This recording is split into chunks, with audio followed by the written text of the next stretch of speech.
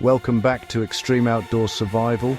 If you're here, you're not chasing entertainment, you're building a serious library of practical field knowledge grounded in real history, real expeditions, and real consequences.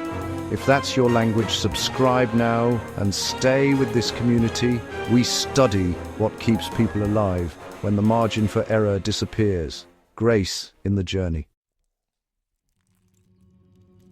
Today's topic matters because wilderness environments run on rules older than maps or gear catalogs. Out there, you are not the center of the story. You are one moving organism among many, and some of those organisms hunt. The key to staying alive is not bravado or noise. It is understanding predator logic, how hunting animals evaluate terrain, opportunity, weakness, movement, and risk. When you know how predators think, you stop behaving like prey. Let's start with the first rule of predator logic. Predators read patterns, not faces. A mountain lion doesn't care who you are. It cares how you move. Predators look for hesitation, limping, solitary movement, and distraction. This is the same principle recorded in historical accounts from wolves trailing travelers for miles. They watch, they wait, and they choose the individual who falls behind or stops paying attention. Your counter is simple and practical.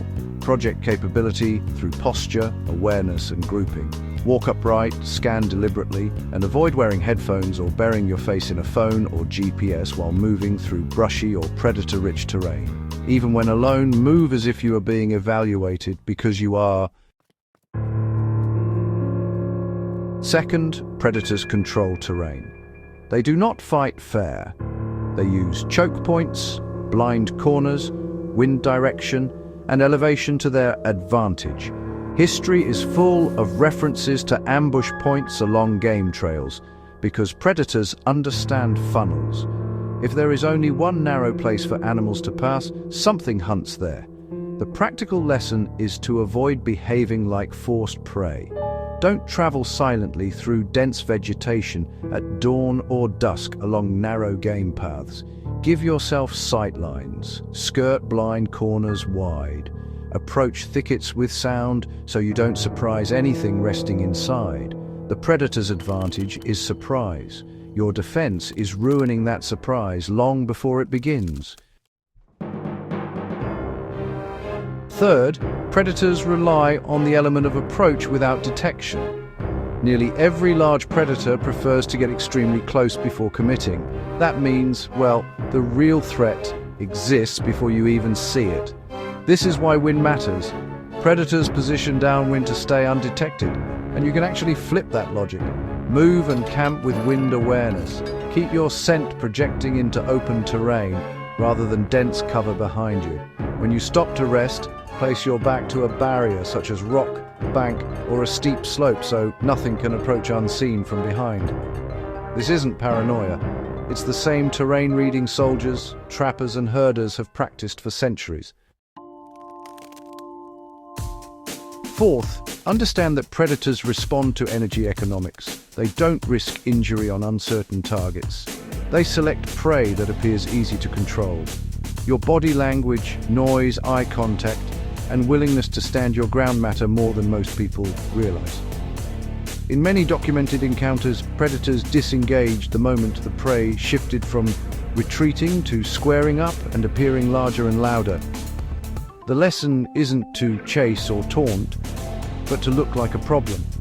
If you're confronted at close range, shrinking, whispering, or turning your back signals vulnerability. Predators read that instantly.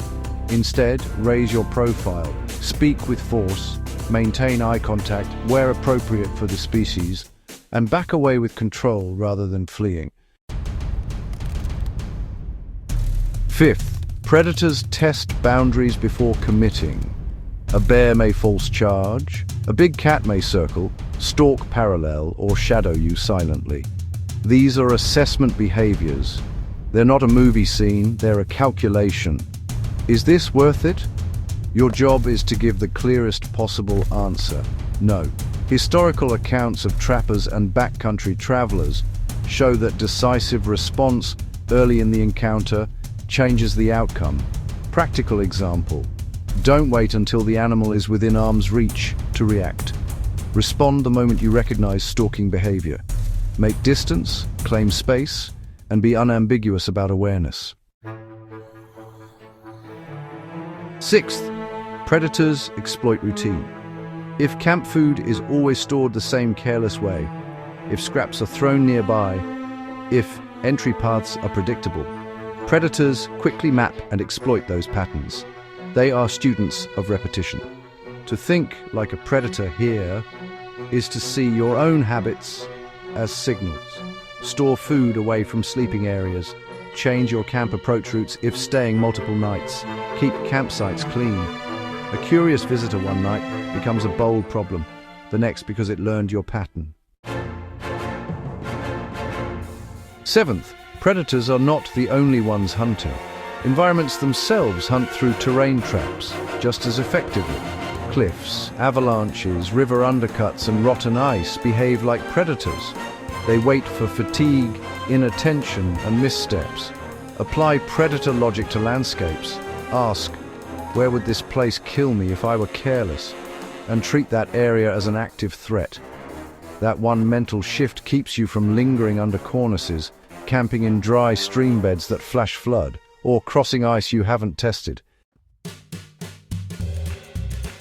Now let's turn this knowledge into practical steps you can apply immediately.